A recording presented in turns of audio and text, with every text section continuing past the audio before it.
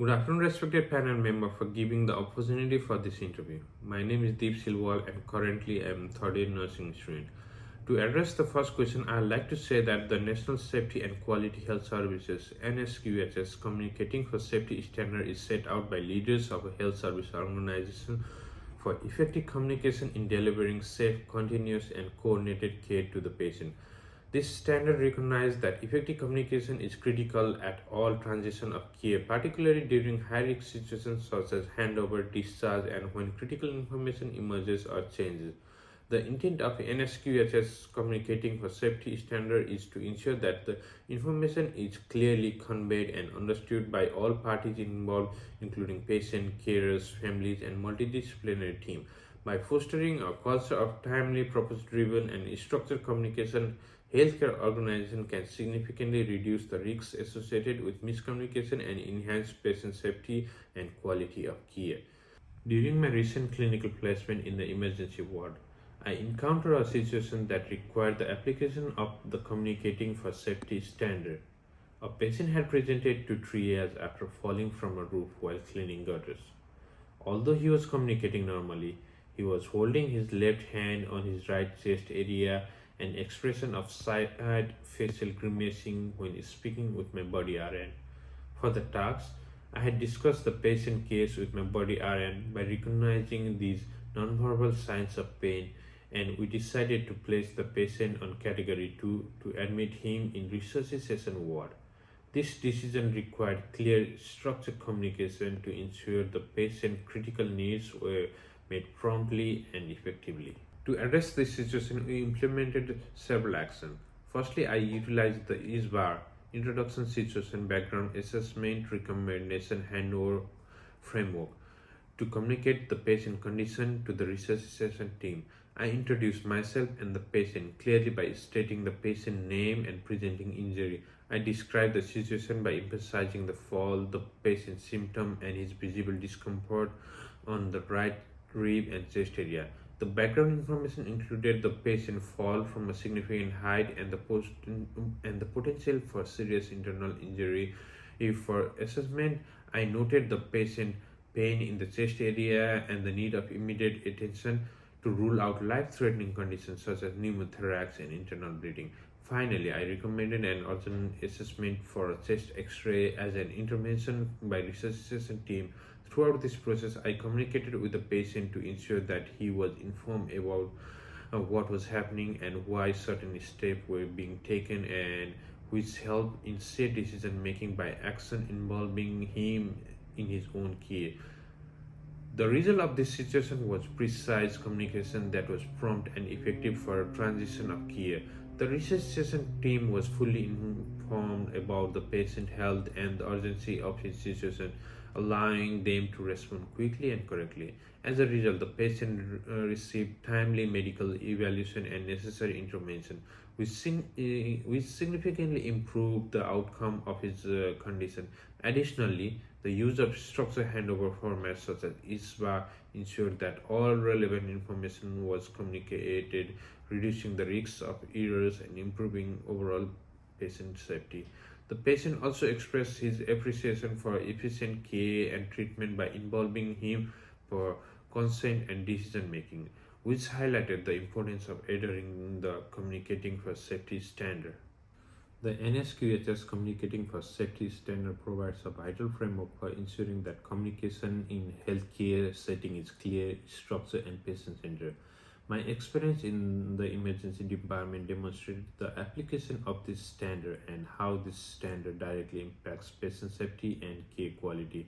By utilizing structured communication tools like ISBA handover and involving patient in their care, I was able to ensure that the critical information like patient health information was accurately conveyed and acted upon.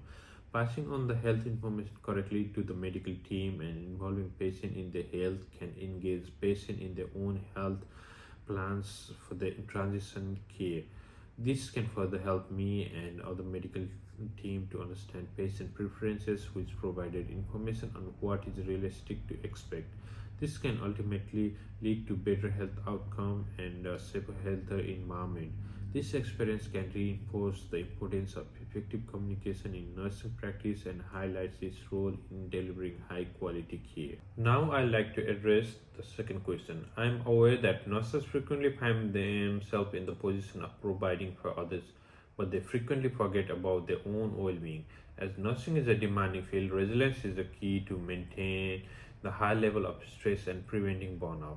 The top three quality of resilient nurse that I consider are emotional intelligence, self-efficacy, and optimistic mindset. Emotional intelligence is essential because it helps nurse to negotiate the complex emotional environment of patient care. Emotional intelligence is the ability to comprehend and regulate one's own emotion and to recognize and influence the emotion of others. In nursing, this relates to increased patient relationship, teamwork, and coping technique during challenging situations. If a nurse with strong emotional intelligence can remain calm and composed during a critical situation, they can offer effective care and support to both patients and their co-workers. Self-efficacy means believing in one's own capacity to handle problems and obstacles. Self-efficacy is essential for resilience. It enables nurse to deal with challenging tasks with confidence regardless of difficulties. This ability becomes useful in nursing as the day-to-day tasks are frequently unpredictable and can require quick decision making.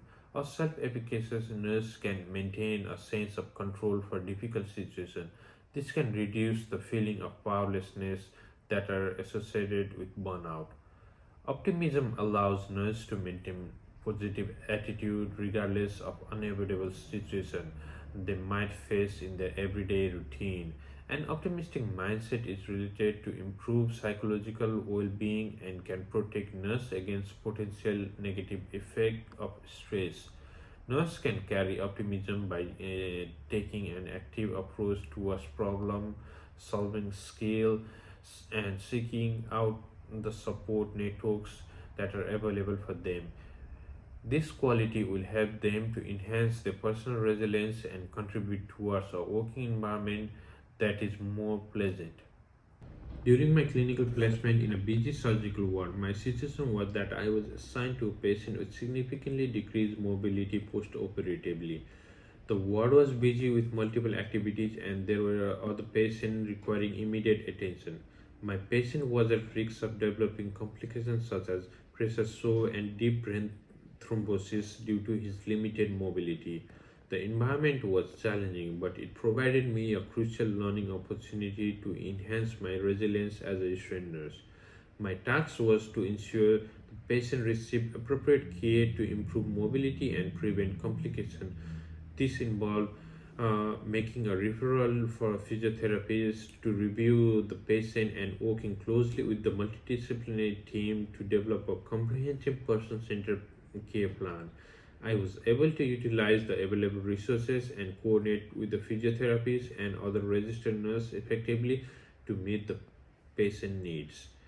My action was to initiate the referral process for the physiotherapist to assess and provide a mobility plan for the patient under the supervision and guidance of my body RN. I actively engaged with the team to review the patient progress regularly. I use available resources for my patients such as mobility aids and tailored exercise plans to support the patient recovery. I maintain an optimistic mindset, viewing each challenge as an opportunity for growth and learning. This optimistic approach helped me to stay motivated and resilient, allowing me to solve problems proactively and seek support when necessary.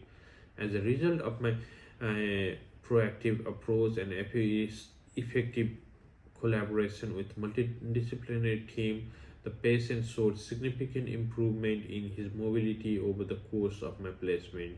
The person-centered care plan and regular review by physiotherapists and nursing staff reduces the risk of complication.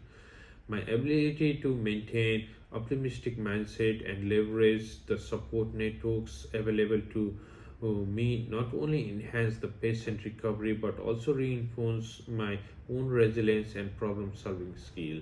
This experience emphasized the importance of optimism for teamwork in delivering high quality person centered care.